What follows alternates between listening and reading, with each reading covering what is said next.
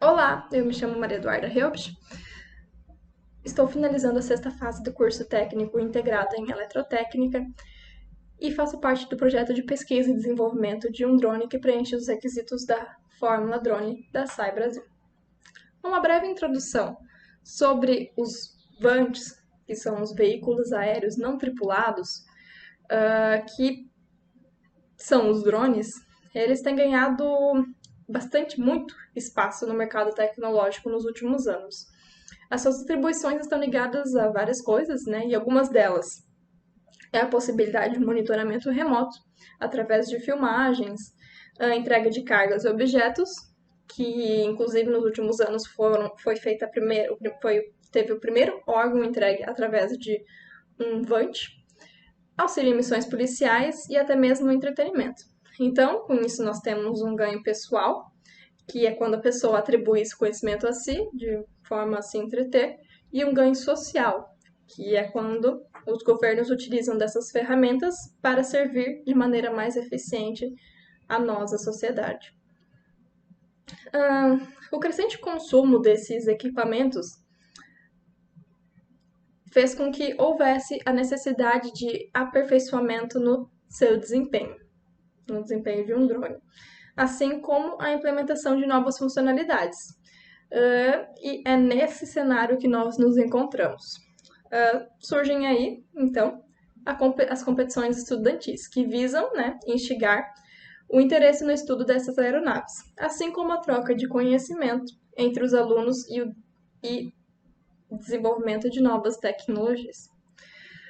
Uma dessas competições é organizada pela SAI Brasil, a Fórmula Drone, como eu já tinha citado anteriormente.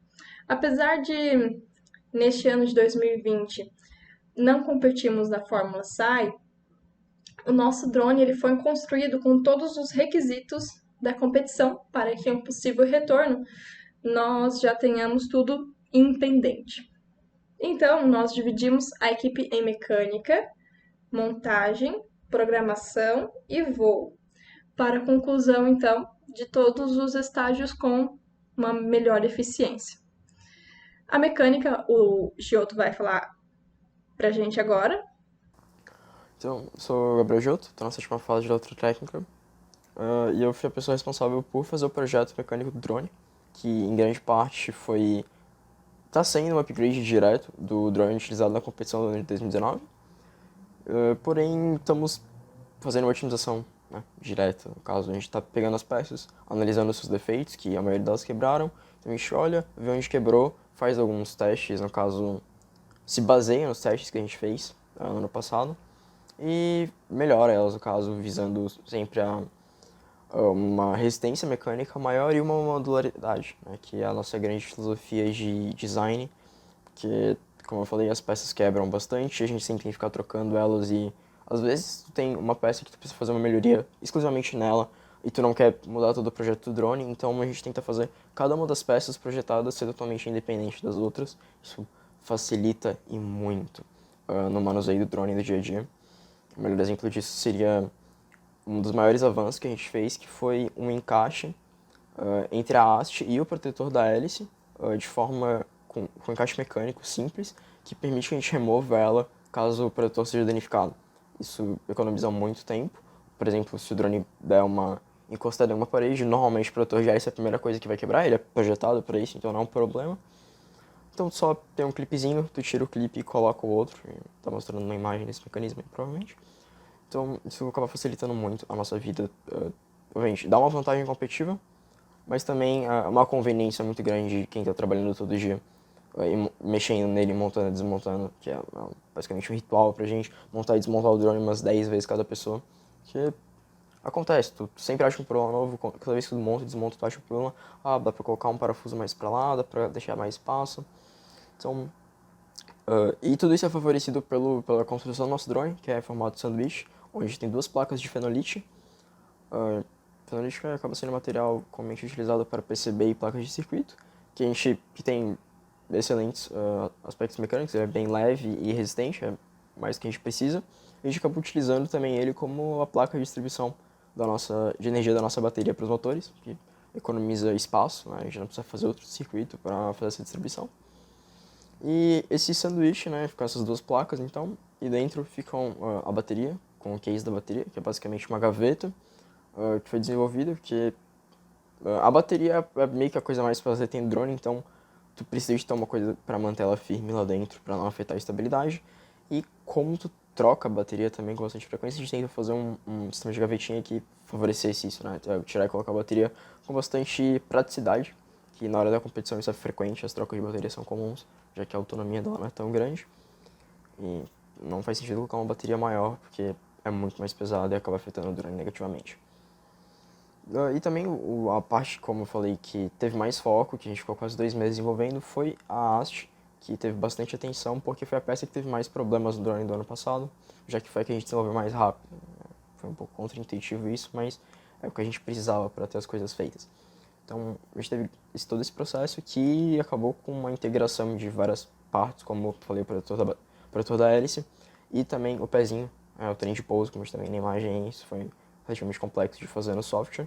Aqui, provavelmente está passando um vídeo também de como é que funciona esse trabalho no software, né, que é o Fusion 360, que é o software que a gente, caso eu tenha mais praticidade em trabalhar, e foi o que a gente escolheu para fazer todo esse projeto. Ele oferece mecanismo de simulação e é mais intuitivo do que outros aplicativos, como por exemplo o SolidWorks, que é um pouco mais complexo demais para o trabalho que a gente está fazendo.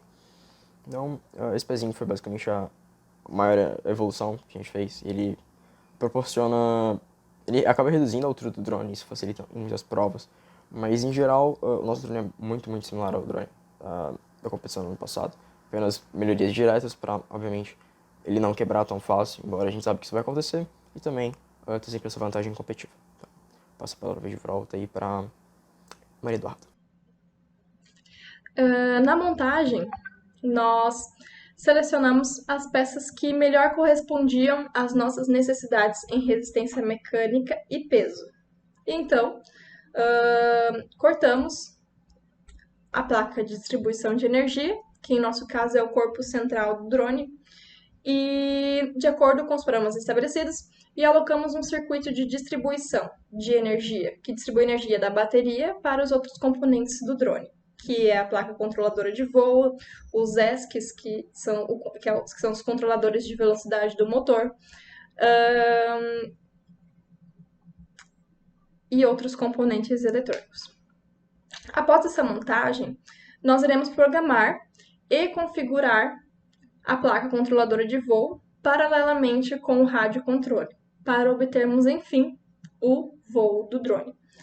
Com o voo do drone, teremos muitos testes, né, novas descobertas e, consequentemente, muitos aprendizados que os projetos de pesquisa nos proporcionam, né? Agora, nós estamos com um pequeno atraso devido à pandemia mundial do coronavírus, do Covid-19, e paralelamente com a greve dos Correios. Entretanto, nós tentamos contornar essas adversidades da melhor maneira possível. Por exemplo, nas peças. A maior parte dos testes de impressão 3D que fizemos foram feitos na minha casa, quando unimos um projeto ao outro, um projeto de pesquisa ao outro, que era o projeto de pesquisa do meu namorado, que ele trabalhava com impressão 3D, e o projeto de pesquisa na construção de um drone. Então, nós conseguimos fazer vários testes de impressão que atendiam os dois projetos. E outro exemplo também foi o corte da placa de distribuição. Devido à falta de ferramentas na minha casa, nós frequentamos o Fab Lab da Leroy Merlin, não querendo fazer propagandas, e conseguimos concluir essa etapa com êxito, porque nós cortamos a placa lá e furamos com os equipamentos feitos para isso.